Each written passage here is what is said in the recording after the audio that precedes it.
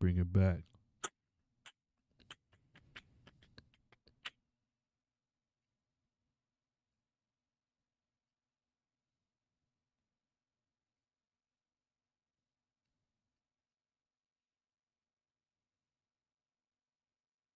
Yeah. So I think that was it because I had the voice mod open. Yep. Perfect.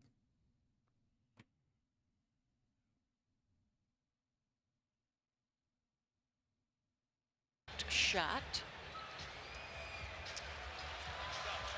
Ron finally up, but you have a great point, Doris. It's not a standalone event in these cases usually. And obviously, Like chill, different plays in terms of. Upon review, it has been determined that the contact by Brooks to James is unnecessary and excessive. He has been issued a flagrant foul penalty too and has been ejected from the game. Yeah. Wow. Remember the play on James Harden. So Yes. Draymond, obviously, different style play. The foul on James Harden was so similar to that. But that's flagrant and unnecessary.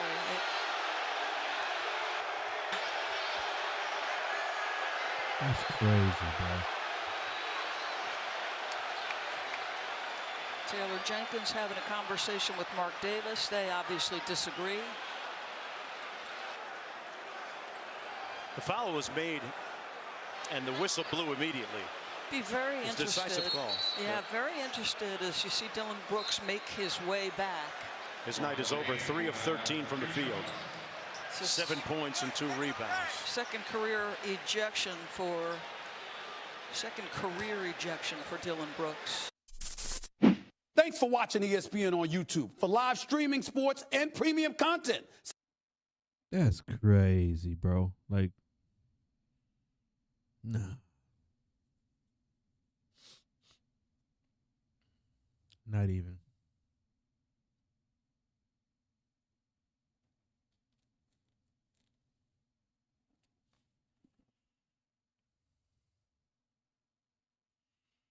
I know what it was. I know what it is.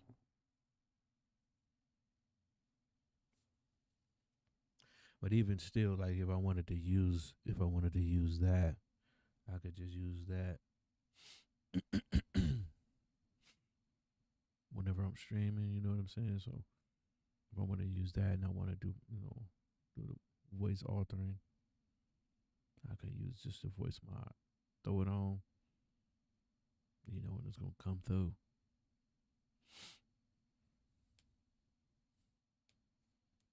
That's why it was coming through in the desktop audio because it was desktop audio. You know what I'm saying? Along with the with the display capture. So it was coming in with that. Oh man. Now I know when knowing is half the battle. Half the battle.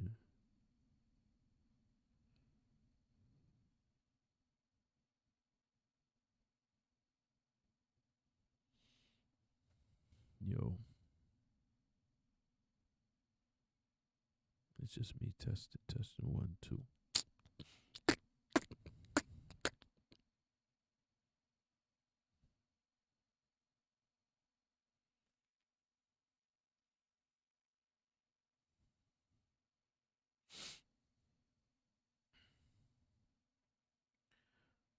While I'm doing this testing screen, I might just play some XDefiant. Nah. I'll play some COD.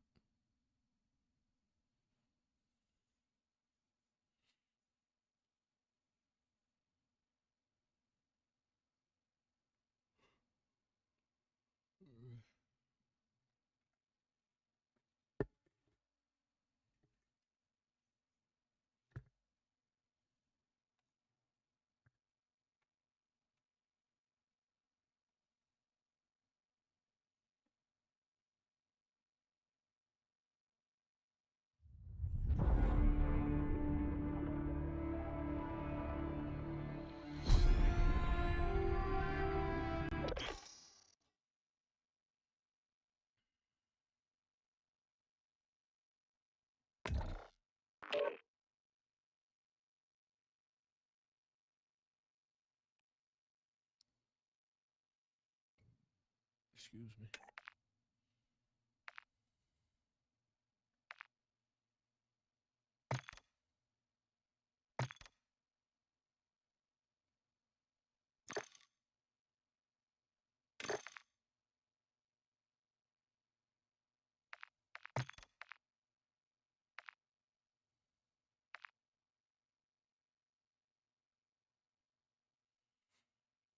Okay, so everybody was waiting for this to come in the game and calling it an intervention, and I just feel like they're ruining this game on purpose. It is free to play DMZ mod pack with classic ghosts. You get an automatic 2-plate. So of course a bunch of people gonna buy it. Automatic 2-plate. Yeah, I'm in there. Let me see. I don't know why I'm making that voice, but I feel like I'm gonna get an invite.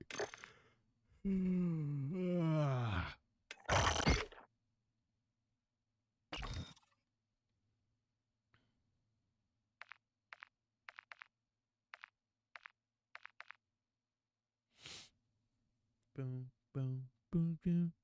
Mm, mm, mm, mm, mm.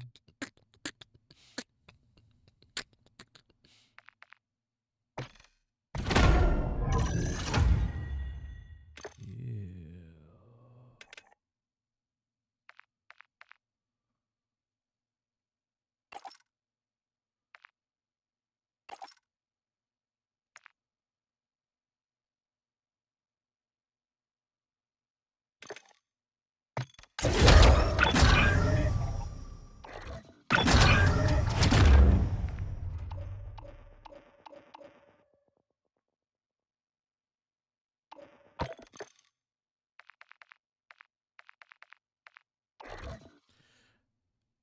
Yo, I feel like I just used my tear skip. I think I just did. I think I just used my tear skip.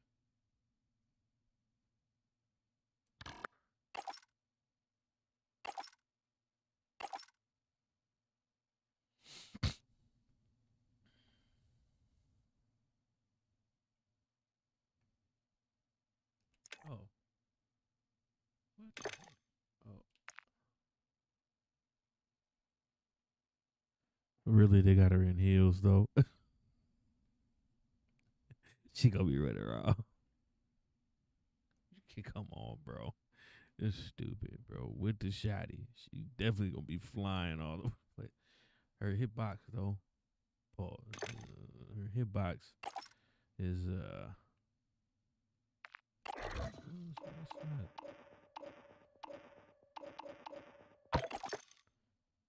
Hers a little smaller. Same with hers.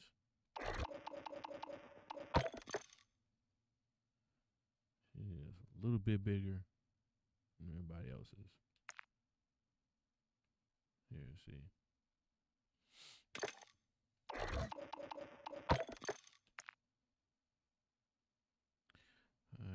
It may seem like it's a little illusional with the cape. I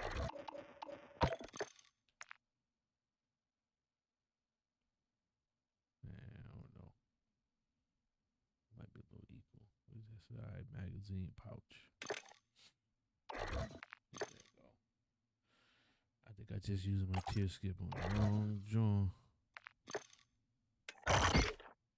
I did use it, girl. I did use it.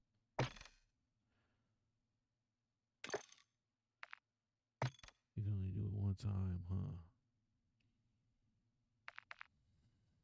Calling card.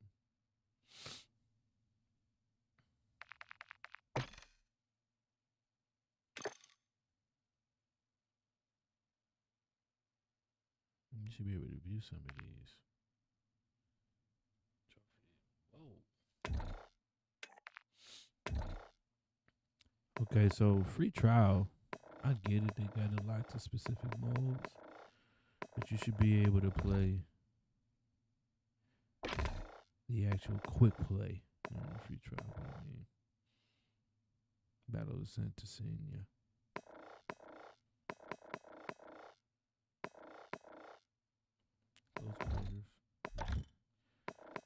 play close quarters, bro, and it's not like a team size 6, max players 12, small and large maps.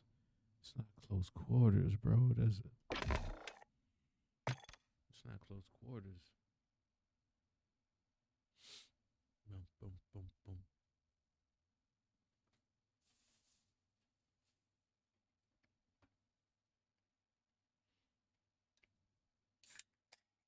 I ain't sponsored by nobody, but I love this Arizona tea, bro.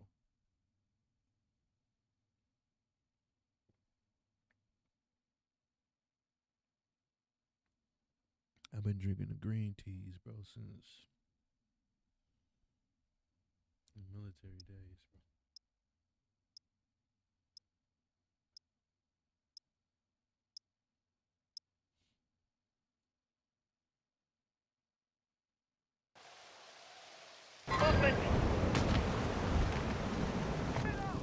Friendly UAV on station. Team deathmatch. Friendly VTOL inbound. Hostile counter UAV overhead.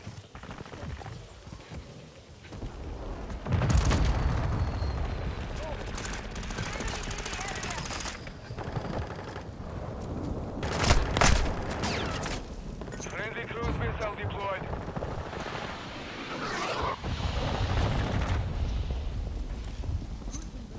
Throwing Semtex!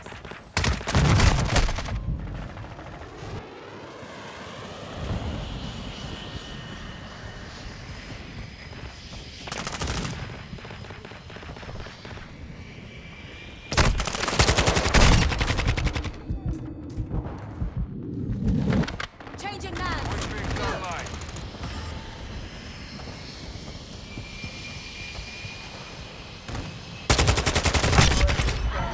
Loading! Requesting recon flyover! Copy that. UAV is on station. Semtex reloading!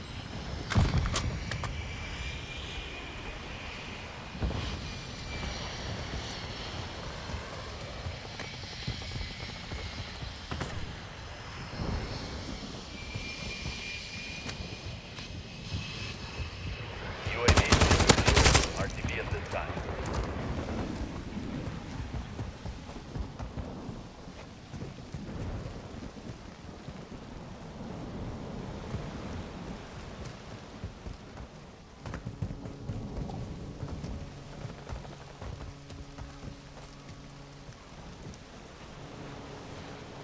Throwing grenade!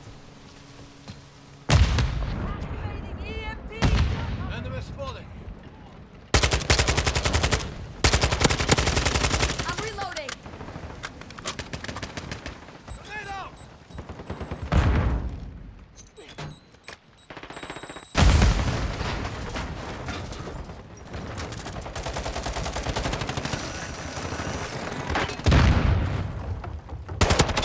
Lo maté! Throwing Semtex! Eyes up, the sector's hot. Friendly SAE underway.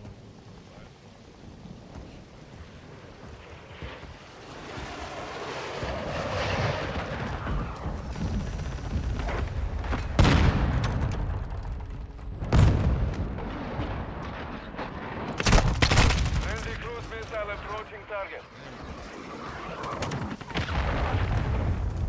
Our UAV is orbiting the area. They're halfway to mission.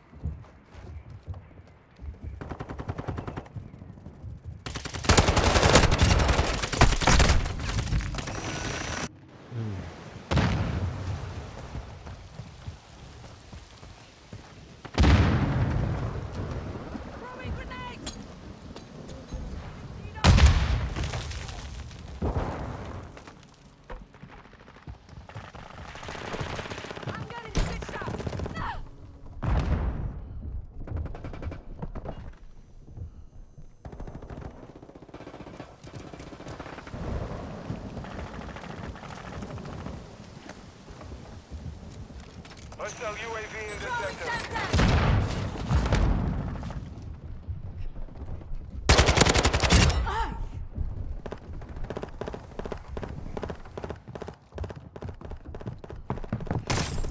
Yo, come on, bro.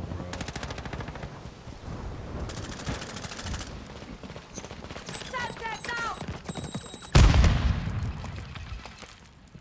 Semtex incoming! Adesso!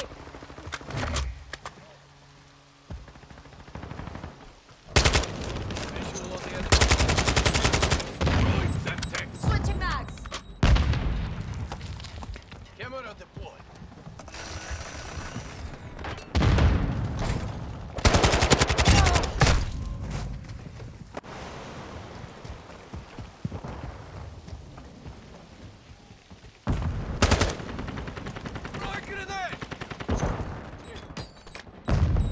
Covering you! Dropping Hostile ammo here! UAV active. Friendly UAV online.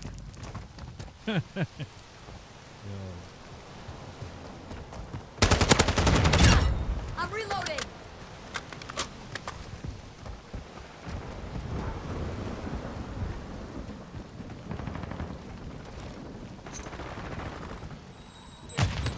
Throwing Semtex! Flash incoming! Hostile UAV overhead.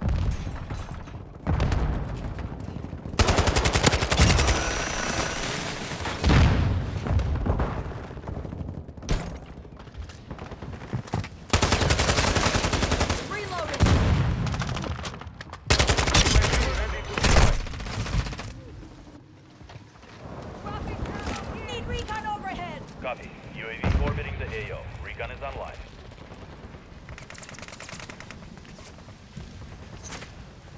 Semtex take cover!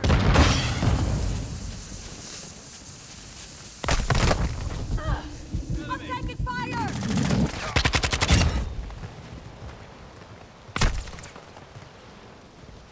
Hostile UAV active.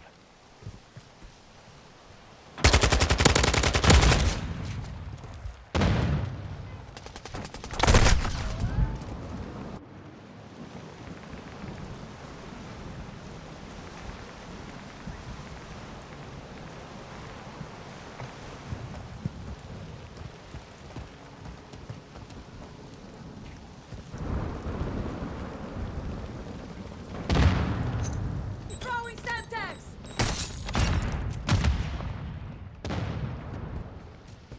Enemy in the area. Semtex out.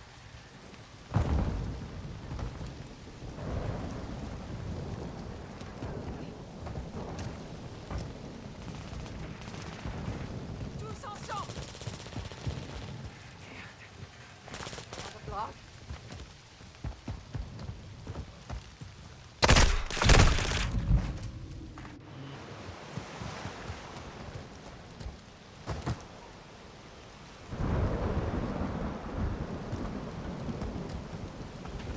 Hostile UAV overhead.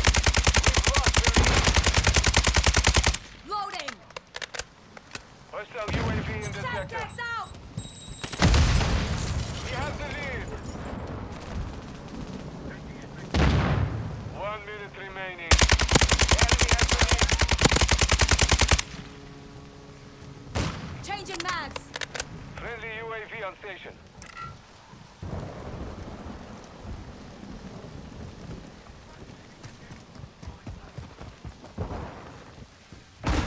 Hostile UAV overhead.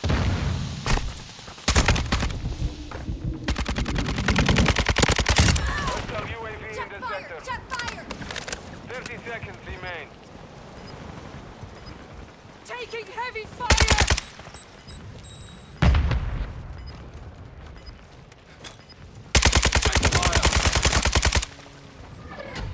Covering your six. Yikes. Mission failed. Return to base. Yikes.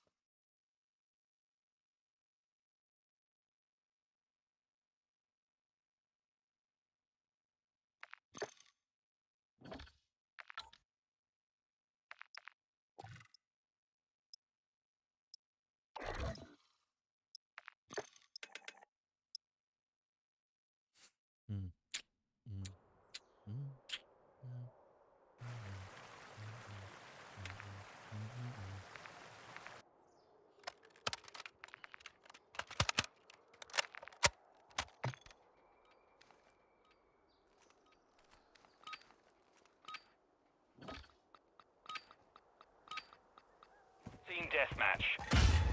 Right, mates, it's on.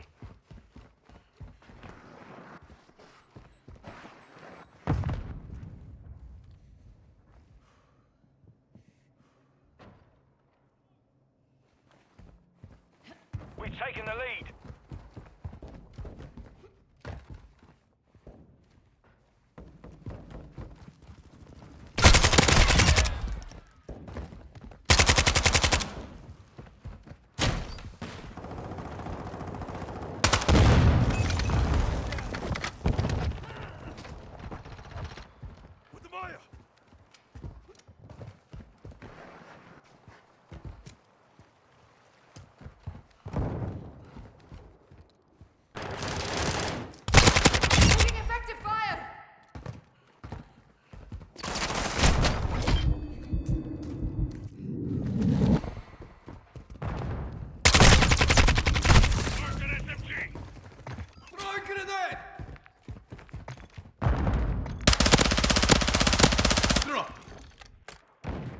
Fast hands online.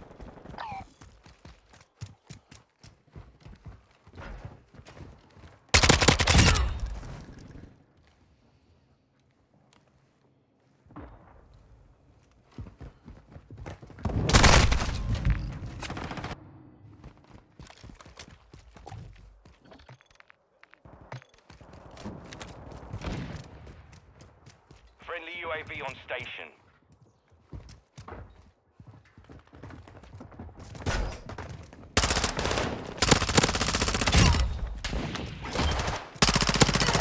Reloading! Friendly UAV online. Throwing subjects! Friendly cruise missile deployed.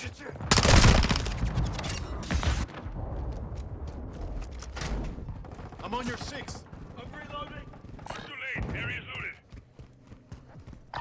This area's been cleared out.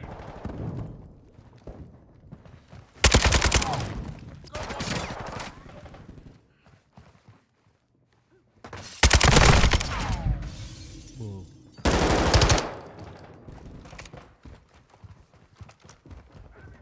Our UAV is orbiting the area. Check you bloody Taking quiet. fire! There's 2 of them. Enemy UAV overhead. Semtex out!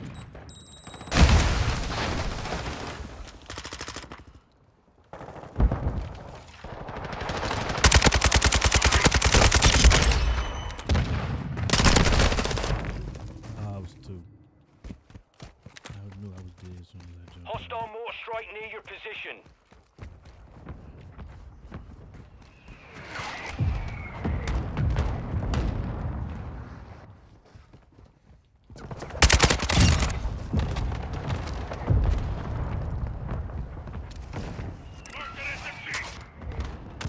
Hostile UAV in the area. High alert online.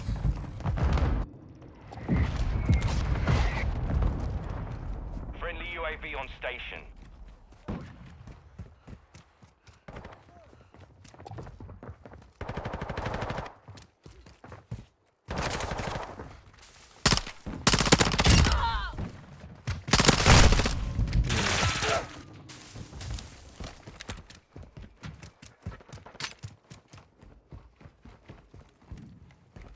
Watching your 6. You're halfway to mission complete. Stay sharp. Throwing subjects! Our UAV is orbiting the area.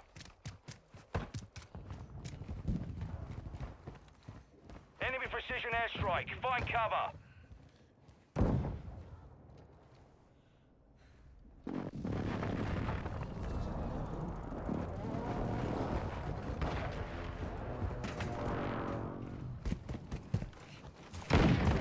Enemy incoming. Loading. Oh, you gotta be kidding me.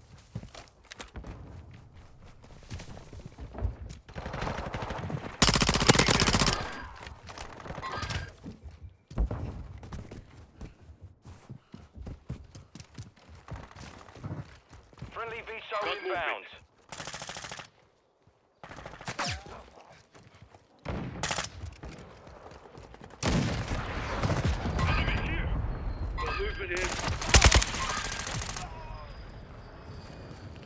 Enemy UAV active.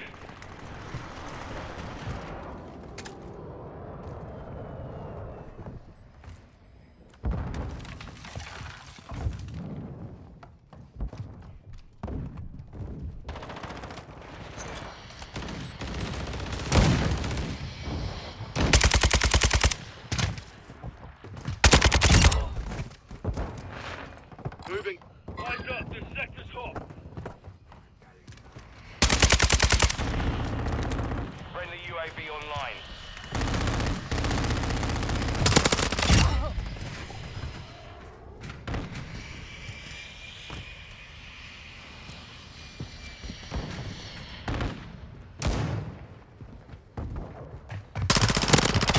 Got one.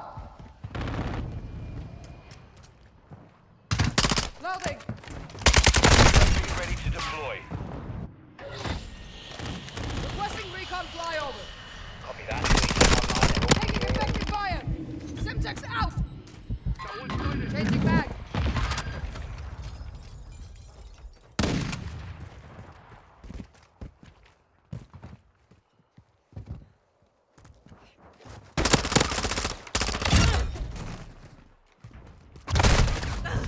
Oh. UAV is bingo fuel. RTB at this time.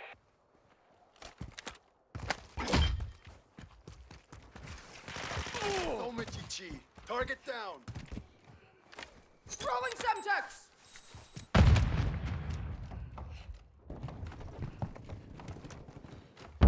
Got your back.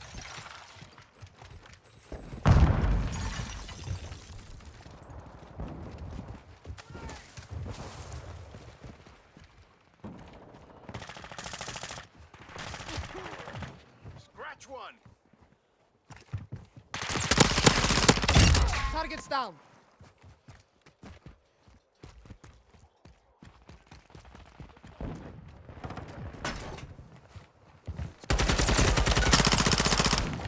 Switching back. Got your six. Changing mags. Target started.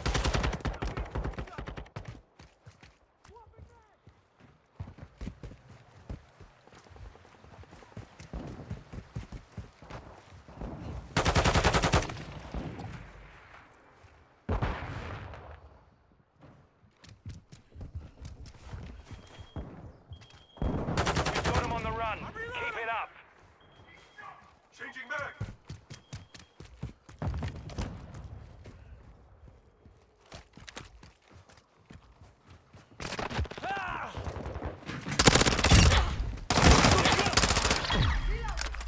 Yo. Mission complete. Solid work. That was good.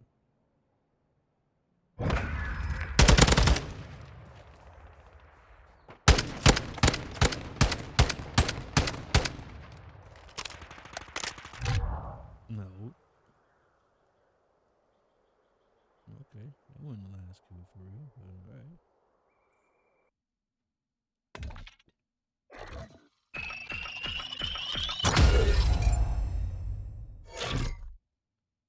Yo.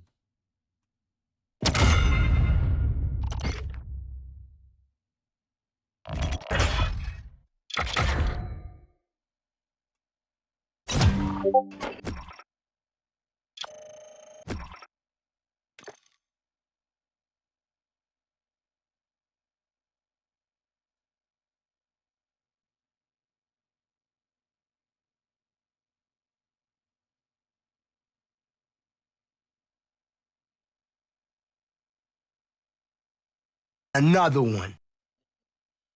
I think I got one. I think I got another one in me.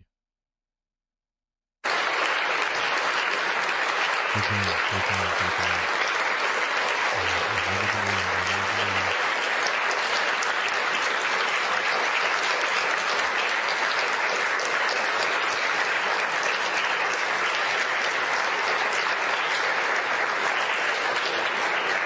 Bruh.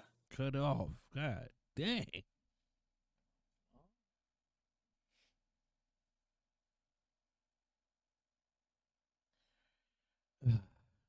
Here's the downside of liking tea.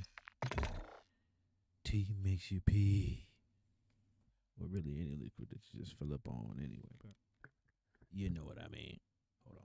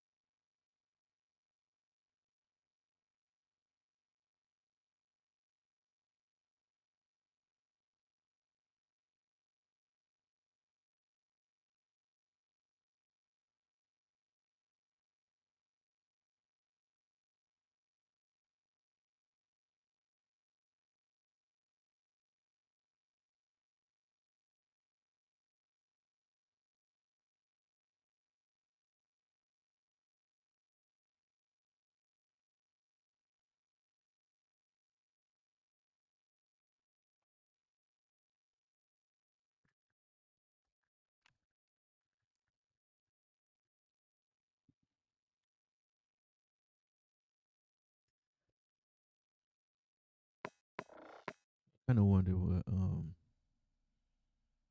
what's going on.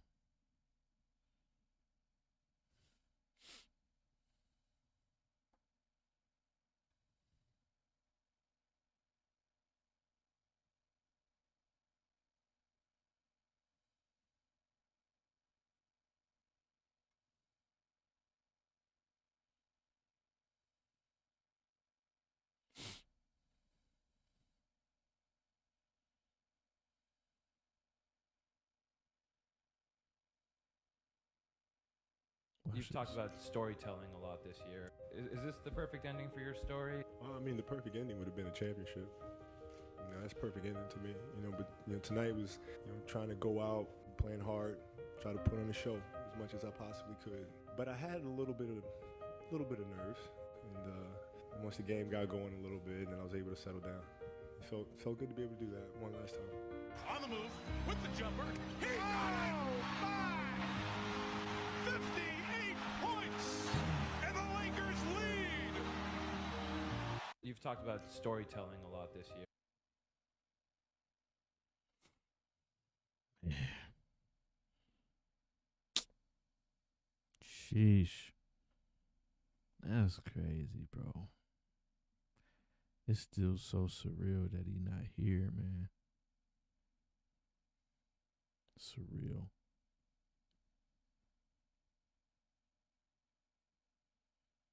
But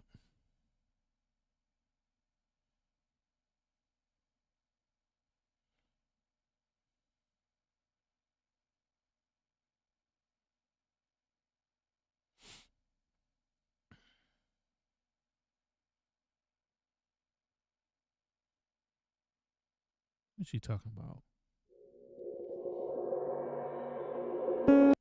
Because word curses are real. And people can put words together and you don't even know. It's called witches' language a lot of times.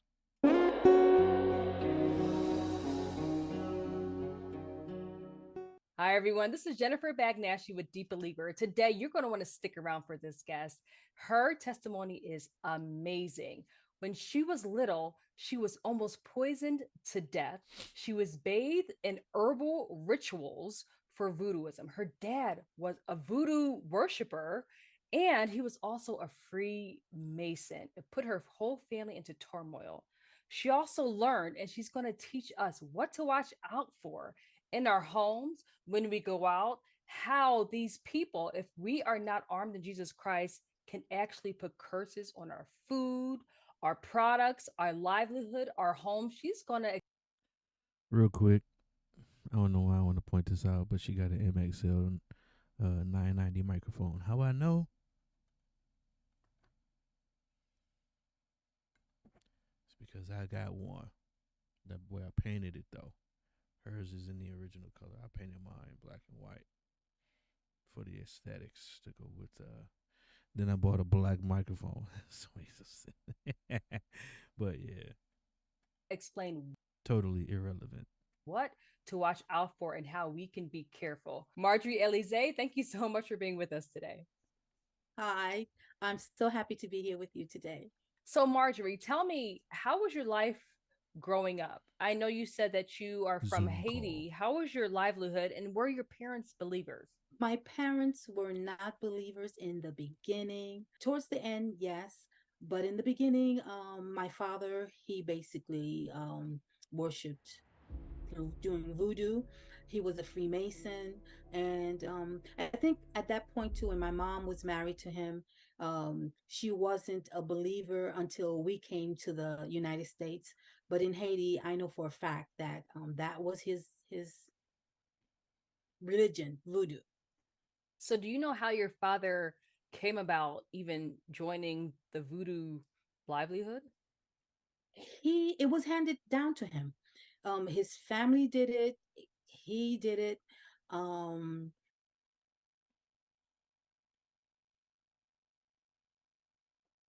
wasn't gonna do this, but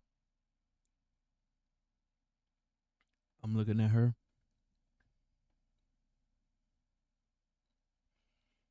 Now, if my memory serves me correctly, trying to be clear.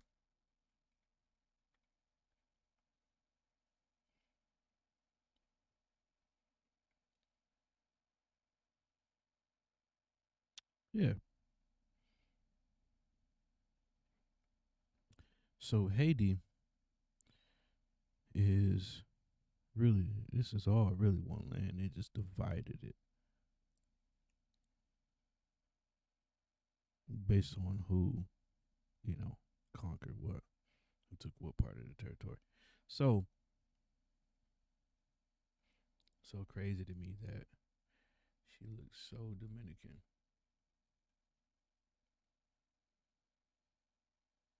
And the majority of our family were involved in voodoo and masonry. So did they find that it was a common thing? Did they think it was anything wrong with it? No. They felt that it was just like we believe in Christianity, that was their form of religion.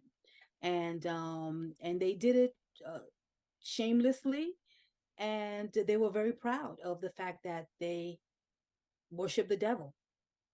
Now, were they afraid? I mean, like, did they realize that it hurt people? And like, were they afraid of the devil? How did voodooism look for them? Because I mean, it's dangerous. I mean, I know they make dolls, we all know, and they have certain spells and rituals.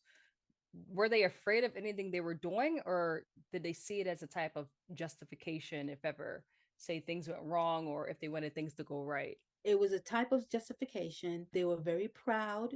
They felt that if they needed something, if they wanted something, that was the way to get it. And they would try to initiate anybody into that religion. Based on what I saw that my father was doing, I knew something was wrong. I knew it wasn't the right thing to do. He was evil. He was mean spirited. He hurt us, and he hurt my mother. He was involved with many, many women. I have sisters and brothers today that I don't even know their names. They don't know me. I don't know them. Because he was stationed in the Dominican Republic while he was down there in Haiti as well. And from the conversations that I've overheard aunts, when the aunts are talking on the phone, it just wasn't good. And to the point where I said, you know what? I don't want to marry anybody, that was Haitian. Okay. Because from what I heard that my aunts' husbands were doing in combination with what my father was doing, I thought it was so evil. and scary, especially when Wow. he took us to the ceremonies. Now, when he took you to the ceremonies, was this when you were in New York or was this when you were in Haiti? When we were in New York, because when we were in Haiti, we were very young, and my mother was around. Okay, so let's talk about that real quickly. So, your father, you mentioned to me that your father wanted to get a better life, and your mother and you all thought that it was going to be a better life for all of you, but really, he was talking about himself. So, Yeah. what did he mean when he said, I'm going to go away to get a better life in general? Okay, well, basically, he was supposed to come to New York, and my mom was pregnant with me at the time to make a way for us, and then he would send for us.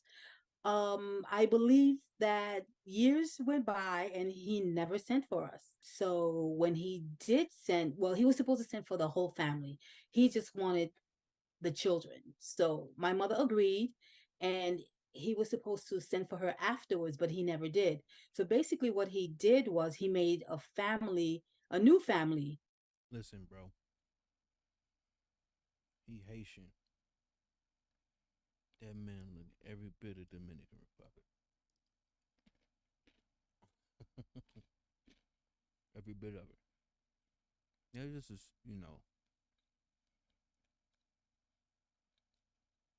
that's like if you, never mind. While he was in New York, and he forgot about her. And your mom and your dad was married. Yes. And then so after this, you were poisoned. Who poisoned you and how did it happen? Okay, so before he sent for us, my mother, I believe, was at work. She was a professor in Haiti. I guess I was home with the help. And she noticed that I was turning blue and that I wasn't breathing properly. So she picked me up. She had no shoes on. She ran to the nearest hospital. As she got there, I started vomiting and just so much puke was coming out. And then a pouch fell out, and the pouch burst. And what came out from that pouch was a whole bunch of worms, which was actually supposed to burst in my stomach and kill me. And that came from the neighbor. The neighbor gave me something to eat, and I ate it, and not knowing what it was. And that is what took place. Now, why does she want to harm you? Did she have anything against your parents? Well, she was involved in witchcraft as well. Usually, what happens is the enemy wants you to sacrifice someone. If you're not willing to sacrifice your children or someone that you prefer, hey, how about the next door neighbor's kid or their cat? Oh, wow. So as long as it's someone, it doesn't have to be in your family, as long as it's someone. So what kind of pouch? Was it a plastic pouch? And like, did she force it down your throat? I know you probably don't remember because you were 2 years old. It wasn't a pouch when she gave it to me to eat, but it expanded. It was supposed to expand. Whatever it was supposed to expand and burst in my stomach. When you recovered, obviously, when you vomited it up, what did your parents or what did your mom say when she realized, okay, my baby was given something? Do you know what? She was in shock. She was in shock. The doctor told her that had the helper not come to the hospital when she did, it would have burst in my stomach and I would have died. And I had 2 minutes to live. I developed breathing problems during the vomiting, and they had to do an emergency trach in my throat right here. You still have the scar to show it, like you just showed just now. It's right still here. Wow. Yeah. Wow. So that's your testimony, how God said no. So now your father, he has his own life in New York, and he's now sending for you and your siblings. So how do you get to New York, and what did your life look while you were there? Because I know you mentioned your father was pretty abusive and he had a whole new family. He did send for us, and we thought it was going to be a better life. But honestly, now the memories that I have, most of them are like spankings. Okay. And if you did something wrong, everybody got a beating. Yes, everybody. It didn't matter. He would discipline us for anything, everything, even for nothing, even because we were in the room. And he drank a lot, so that didn't help. And I must say, which is not a good thing, but even my stepmother got a spanking now and then. Okay. He would take his belt off, and if the food wasn't right, cooked right, she got a whooping too. So when he wasn't around, that wasn't a good thing for us because she passed her nerves on us. Oh no. So Because you got a double whammy because yeah, she took double out her whammy. aggression on you. Yes. He would spend the night out. He would have days, weeks that he's not home. So there were times where he took us with him.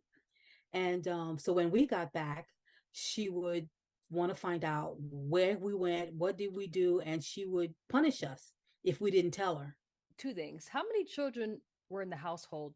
And I know that your stepmother would take her aggression out on you, but besides that, because she was being abused by your father, was she motherly at all to you?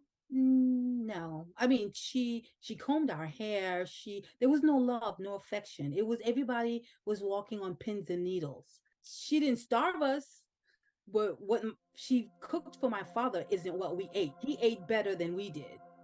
Okay, to the point where the building that we lived in, I believe we were on the fourth or the sixth floor, and there was like an alley.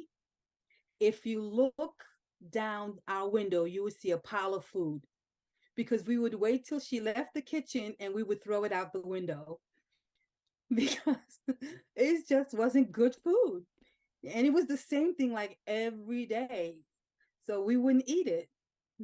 And then how many of you were there? 4 of us. It was my older sister, Maggie, my other older sister, Marie, and my older brother, Francois, which is no longer with us. And I was the last one.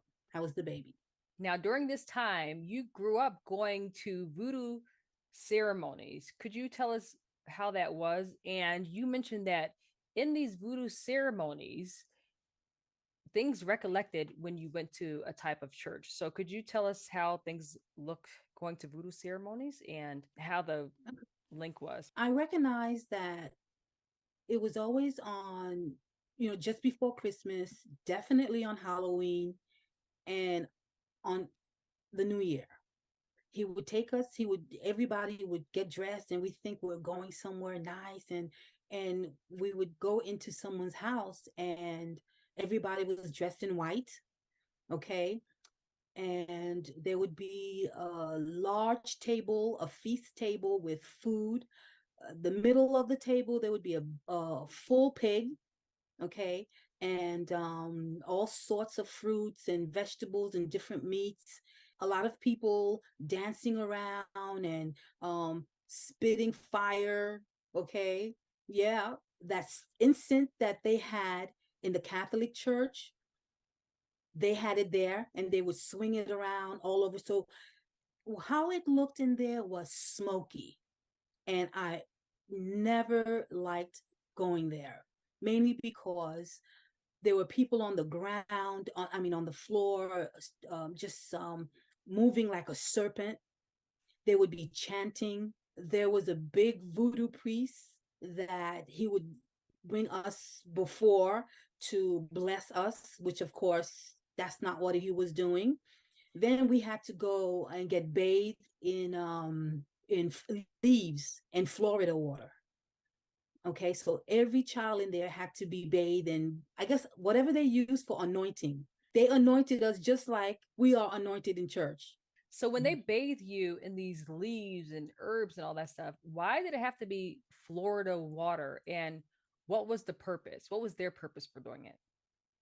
Well, my recollection is that Florida water is supposed to make demons stay away. And I also know that when people who are into Santeria, voodoo, when they move into a new house, or when they feel like there's evil spirits around, they would sprinkle some in their house, outside of the house, because it's supposed to keep evil spirits away. But that didn't work because they were coming for us regardless. So it did the opposite. So them bathing you and all this stuff actually brought the demon. I kind of like how Some people believe inside that Witcher circle, inside their pentagram, is supposed to protect you when it's a gateway.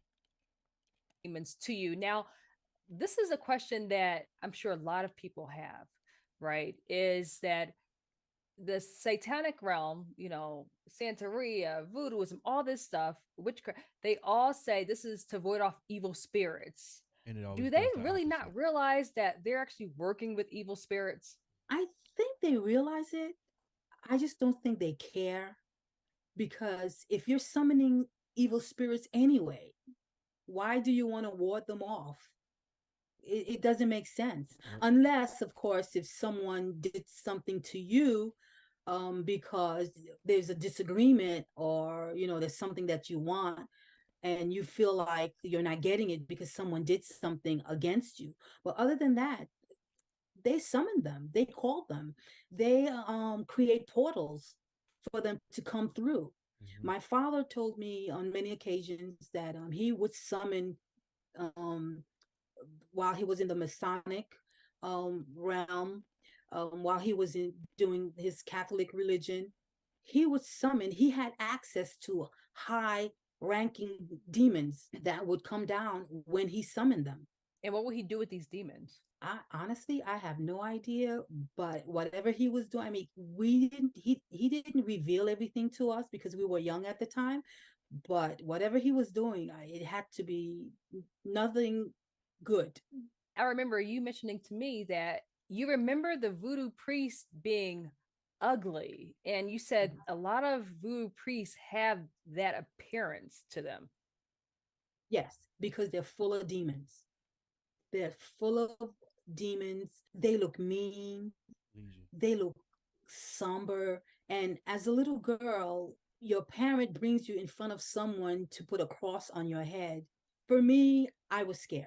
I would always, you know, step back or show that I was reluctant for him to even touch me. I felt the evil around him. And that alone is scary. And like I said, they were usually ugly, not handsome or pretty. They were usually mean looking. You also mentioned too that you noticed that they had the same saints that they had in the Catholic Church that they used in voodoo ceremonies too. How was that? Yes.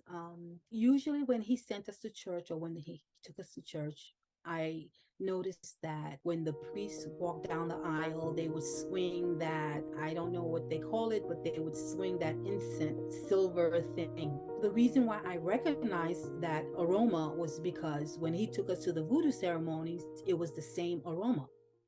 But yet it was two totally different atmosphere.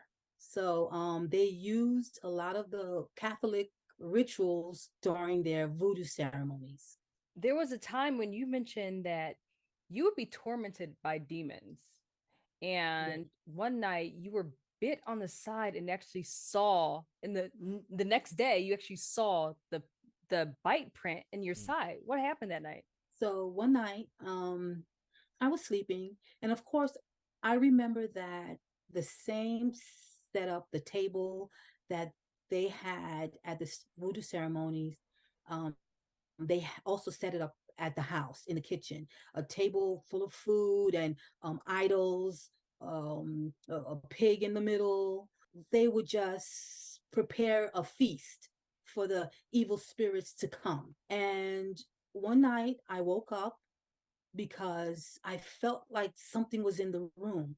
I felt like there was a presence there that I've not felt before. And I just knew something was under my bed. I knew there was something under my bed. And I remember it was like a big white box. And the box came out from under the bed, and something came out of the box and it bit me on the side. And I felt the bite mark. And I thought it was a dream. I was scared and I covered my head. And the next morning, I still felt the bite mark. And so I lift up my nightgown, and sure enough, I had a bite mark on my side. As a matter of fact, several bite marks. So do you know what it was? I mean, was it you believe it was a demon, right? Because it wasn't a rat bite, it wasn't a cat bite, it wasn't a dog bite, it was something different. What did the bite look like? It was like a circle. Like, it wasn't, we didn't have rats, we didn't have mice, we didn't have animals. So, and then due to the fact that I actually saw this like dark figure attack me, I knew it was that figure that bit me. And how old were you around that time? I probably was maybe 5, 6 years old. Wow. So I'm sure that scared you. And then yeah. What's the purpose of having a pig in the middle of because you see that like in say feast like Royal King feast and all that stuff, a pig in the middle of the table with an apple in their mouth.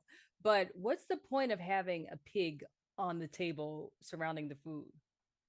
I must say, I don't know, but it has to go back when Jesus sent those spirits into the pig. They're fascinated with pigs, okay? And it's always a whole pig. That's actually a really good explanation. I never thought about that. Yeah. Wow. And then you mentioned that there was another time when you're alone in your room, minding your own business, and then there's a gypsy woman in your room out of nowhere. What happened then? Yes. In that same room. Again, I'm sleeping. I woke up and I'm looking straight at a woman sitting on a chair, looking directly at me. And I'm looking directly at her, and I see my brother sleeping. I see my sister sleeping. And I'm like, I know I'm awake. And I'm looking at her, and she has a bunch of scarves, all different color scarves around her neck, jewelry, just like a gypsy. Her head was wrapped with a turban. She was just staring at me, just looking at me. And I'm wondering, why are you looking at me? But I never said a word. She never said a word. I don't even remember when she left. It was just scary looking. And you said nothing to her. You were just like thinking, who and where are you, lady? Yes. And what are you doing here? And sitting in front of the bed. It just, even as a young child, it doesn't make sense. My father never put a chair in front of my bed and just sat there and stared at me. Neither did my stepmother. So it was not normal. Wow. And praise God, you weren't at that house too long, because your mother came looking for you from Haiti. She came to America, went to New York to try to find her children. Tell us how she found you.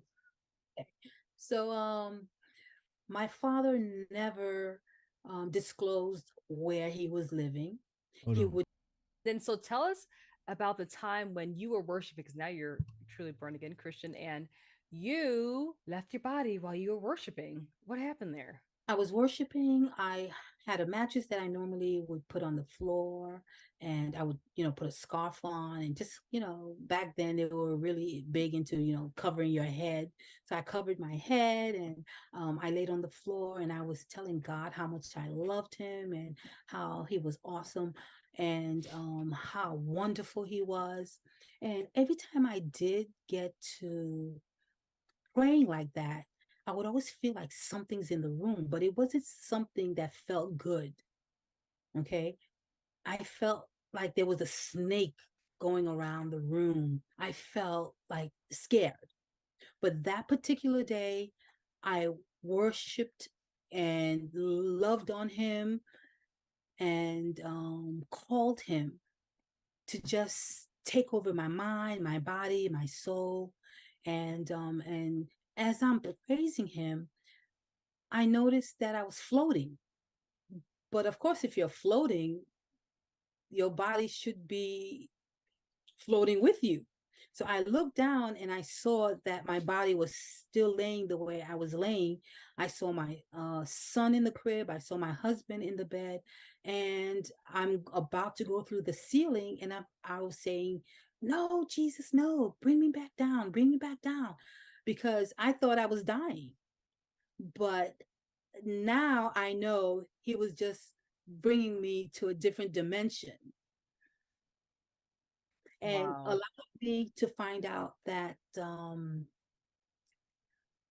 there is a true spirit realm, and the voices that I was hearing, and it was in the spirit realm. I didn't understand the spirit realm until that day. So where did you go when you left your body, or you just left and then you felt the glory of God and then came back? I was about to go through the ceiling. I was still looking in the room, and then he basically said to me, "You see how you're in the spirit?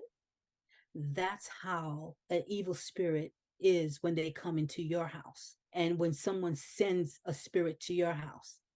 And that helped me to understand the feelings that I had when there was a spirit in my house, because I always felt like something's here. And when the Holy Spirit was there, I was at peace. When there was an evil spirit, I knew it, because those are the same feelings I had gotten when my father took us to those voodoo ceremonies. And you felt annoyed, scared, and wondering, what is this?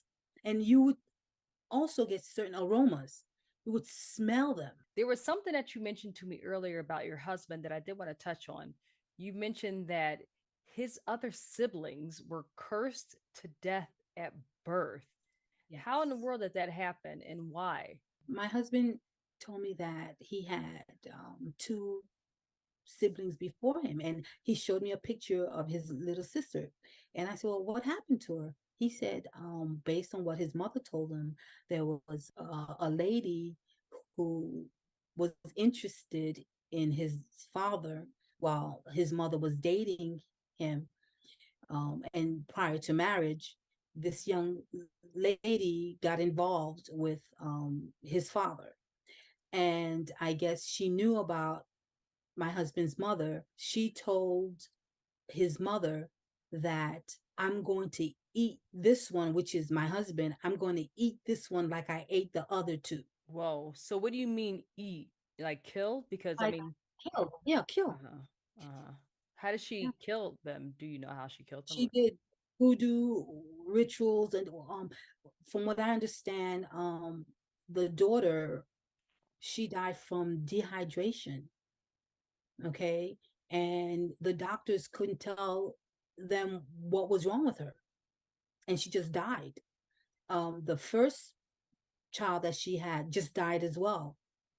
Nobody knew how they died. And usually when they don't know what's going on with you, something's up. And she knew that with him, while she was pregnant with him, she felt the same kind of feelings of something evil. And what she did was she immersed herself in prayer meetings, and she went to church as often as she could. She had them pray for her, and that's how she was able to have my husband, her first son. But thank God your husband survived. So, or else the spirits would have consumed him. Wow. And then now we're fast forwarding now. And you are a singer on the Brooklyn Tabernacle Choir in Brooklyn, New York. And you are, even currently right now, a prayer warrior. And you told me about an instance where there was a woman and her daughter. They were driving their car and a miracle happened, a literal miracle. Tell us about that miracle. Sure. Well, I'm not certain what year that was, but I'm no longer in the choir. It was many years ago. But when I was in the choir, I was part of the prayer band. And it was a 24-hour prayer band. And there were 3 different shifts. There was Friday night prayer meetings. There were Tuesday night prayer meetings. The church was founded on prayer because they understood the spiritual realm. So one Friday I went to the prayer meeting, and one of our pastors, which he's no longer with us, Pastor Bolkstaff, he started the prayer meeting by requesting for all of us to stand in prayer for our sister in Christ. And he named her, and he said, basically, he just found out that they got into an accident, and she and her daughter were in an accident not too far on Ralph Avenue. We needed to pray for her. And he said, basically what happened to her was that her daughter was driving down Ralph Avenue. Another car collided with them, and she flew out of the window, and she went sky high as the light pole, and then she came back down. Luckily, that's the area where she lived, and a few of the neighbors saw that she was on the floor. They witnessed the accident. They ran over and they were praying over her. In the meantime, 10 minutes went by, 15 minutes went by, no ambulance. They're still praying for her because they were worried and scared. So when the ambulance finally came, they said that they don't understand. How is it that from what they told him, her flying out the window all the way up to the light pole, and she had no broken bones? And this was an elderly woman. They said themselves, this is a miracle. And then what did the people at church say? Did they realize it was because of their prayers and the glory of God that she survived? Yes, they realized it's because of the neighborhood family sisters that came to pray for her. Now, he also said that the pastor also said that she went to the hospital. They released her the same time, within an hour or so. And the daughter, she had a few scrapes, but they released them, and she drove her mom home. So she prepared the bed so her mom can lay on the bed. She went into the kitchen to make some tea for her. Now, the pastor said, the mother said she didn't fall asleep. However, she saw a man in a black outfit, black hat, standing right next to her. And he told her that because she has 10 kids, and just the one daughter that was with her, she was the only believer. And of course, she's a Christian mother. She was praying for the other kids to come to the Lord. He told her, if you do not stop praying for the other children, this will not be your last accident. And she started screaming, and her daughter ran in, and she told the daughter, there's a man here. And the daughter's like, there is no man here. But that's basically what happened. So I kind of identified with that. And I said to him, after, we prayed for the lady and her daughter, I said, Pastor, could you pray for me? Because I feel like I've seen that same shadow, and I've heard voices, and where I live, and I see spirits. And he said, okay, just hold on. He called one of the prayer warriors, and I never saw her face. All I heard her say is, stop lighting those candles after her. Stop lighting those candles. Leave her alone. Leave her alone. So obviously, somebody was doing something after me. I didn't know who it was, but everybody that we knew had a reason to come after us. Okay, whether it was on my father's side, neighborhood, the building. Okay, it's just, they are doing so many witchcraft in our area. It's like everybody, every house, and they're always trying to do rituals to get. Man, like in New York, is in the. I'm not gonna do it because I was gonna sing the song, but in New York, it's very prominent. That being because a lot of the people who have migrated to what they would like to call the urban areas, migrate from those islands, and a lot of those people in those islands, they're either doing voodoo, hoodoo, brujeria, or santeria. They're doing a lot of that stuff, or just plain old witchcraft. Witches, warlocks, wizards, whatever you want to call them, priestesses. They are doing a lot of those different types of witchcraft, and they're all just different principalities, denominations. They're principalities.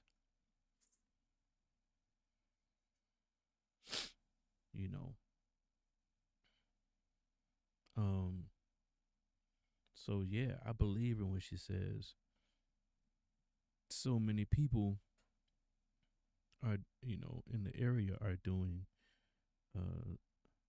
some form of witchcraft. There are some very,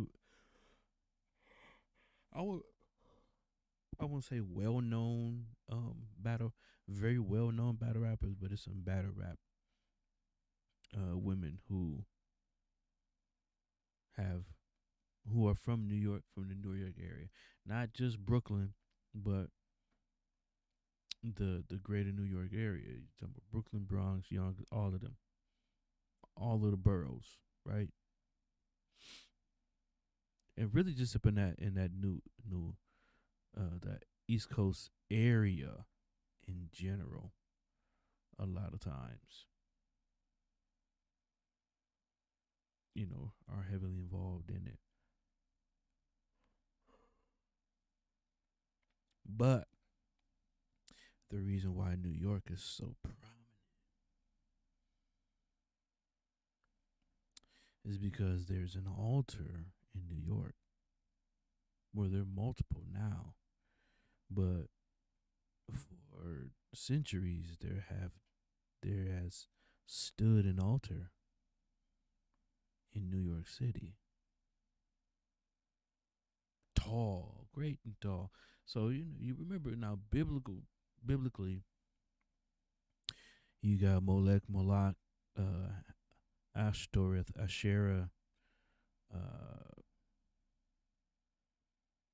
I'm just rattling off the different names of these demonic altars, these pagan gods that they worship, that they raise an altar to. So you talk about Molech or Moloch, where the children were sacrificed, were made to pass through the fire.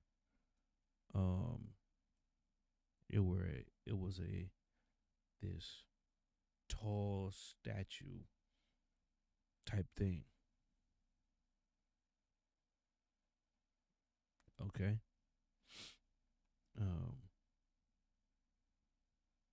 Which were altars to these gods. So we got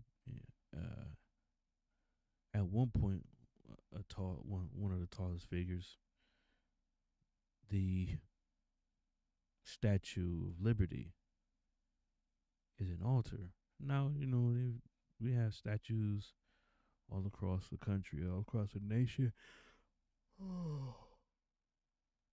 However, and they are statues to different individuals who did something they feel was great in this country. Robert E. Lee statue, But the Statue of Liberty is an altar. So in that city, it's a melting pot of witchcraft.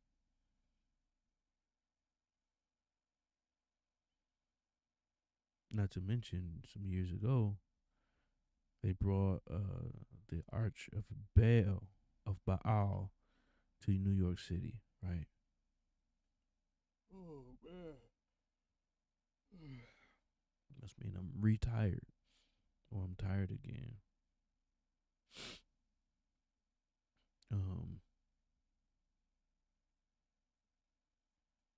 Yeah, so just to point that out. Get us. Now, when I was still living with my mom, there was a neighbor across the hall who would put powder on the floor in front of our house. In other words, if we step on it, it's supposed to do something to us, or on the doorknob. And my mother always picked up on it, because my mother at that point was, a prayer warrior herself, because she realized with all these kids, somebody would try to harm them. And she always felt that she needed to be in prayer for us. And let's talk about that, because I was actually going to get to that. So you were living in a duplex, you on one story and the landlord on another. She was a witch. You had no idea she was a witch. She didn't know you were a prayer warrior. Yes. But what happened? I mean, because eventually she wanted to kick you out, and they tried everything they could to kick you out because your prayers were too powerful. What happened there? Okay, so we moved there, and that was the area where in Canarsie, where the pastor needed prayer for the young lady, and we knew that area because there were always accidents in that area. Mind you, we have lights, so there shouldn't be any accidents. And it seems like the whole area had a lot of witchcraft going on. So we moved in one Sunday after church. It wasn't Easter yet or anything. And I noticed that by the doors, she had a glass with something red on the bottom of the glass and a little snake in there. And then she had on the other side of the door two eggs, one egg with two big red tapes, and another egg with two little tapes. So at that time, it was just myself, my husband, and the two older children. And so I said to my husband, this is weird. This doesn't look normal. Why would they put that there? He said, oh, this is their house. They can do what they want. They just, it's just decoration. I said, it's not Easter. Why do we have eggs by the door? Something is not right. So I called my father, and he said, that is definitely witchcraft. He said, it's meant for you, it's meant for the kids, and it's meant to kill you. They're trying to kill you. Get out. He said, get out of there. But we couldn't. We had just moved there. We signed a 1-year lease, and it wasn't up yet. And I said, no, we can't go anywhere right now. So that's when all the turmoil began. I found powder on the floor, in the hallway, on our doorknob. She would bang on the door. Her husband would bang on the door because at that point they wanted us out. I would have prayer meetings with a few of my friends there, so it was a problem for her. And whoever she went to, or whatever she was doing, they knew what they were doing because I felt the presence of it. To the point where one night I fell asleep on the couch, and to be awakened by my husband and my son calling me like, are you okay? Are you okay? And I'm like, what do you mean? They said, you're screaming. We heard you screaming. But they were right, because I felt like I was sinking into the couch, like it was sucking me in. So I was screaming to get out, but didn't know that I was actually screaming. I thought it was a dream. So had my husband and my son not come, I don't know what would have happened. But they were actually doing some heavy duty witchcraft to get us out of the apartment. And did you ever ask her why she was harassing you so much? She said the prayer bothered her because I was too loud. Okay, because once you start worshiping, the walls are thin, and I worshiped not shyly. I worshiped, and I put on my praise and worship music, and I would I would also well, my daughter also told me she did see something in the house. Okay. But I didn't remember it until she brought it back up to me recently. She said, yeah, Mom, I was sleeping between you and Daddy, and I peeped out of the door. I woke up and I saw a man in the living room. Yes. And I said, really? She said, yes. And I told you. And she said she tried to wake us up. We wouldn't wake up. And but they were doing demonic activity in that duplex. And then, so Marjorie, you said that you would put scriptures on the wall in the hallway of the entrance of the house because it was a duplex. So whoever walked in would see it. And her reaction wasn't too pleasant. What was her reaction? Her reaction was screaming because at that point, the Holy Spirit told me exactly what to do. He said, just pray, and the scriptures that he gave me, I'm to put up on the wall. So I would put up these scriptures, and every time she walked in the door, all I heard was a screeching scream. And of course, I'm like, oh my God, I didn't expect that reaction. I mean, they're just scriptures, just pull them down. She wouldn't take them off. She had to call her husband to take them off. So what I also did that wasn't so, well, now I know it wasn't a nice thing, but I said to God, I said, God, like, I don't believe in what I'm about to do. Okay. I believe in you. I'm not afraid of the stuff that they're doing. But if she believes in that, then I'm going to use that to let her know not to mess with me. So I went in my cupboard and I pulled out a Lipton tea. I went and I sprinkled it on the stairs. I sprinkled it on the rail. I sprinkled it on the floor, just like she did with the powder. And when she came home from work that day, she would not cross it. She started screaming for her husband. And she said, oh my God, I can't believe this. I can't believe this. Oh my God. And she's trying to kill me. Oh, really? Okay, so and I was just giggling and because I heard her, and I'm like, Lord, please forgive me, but I had to do this. But it also made me realize she really believes in this stuff. And because she really believes in this stuff, that means she's really doing this. And because sometimes, you question, what is she, does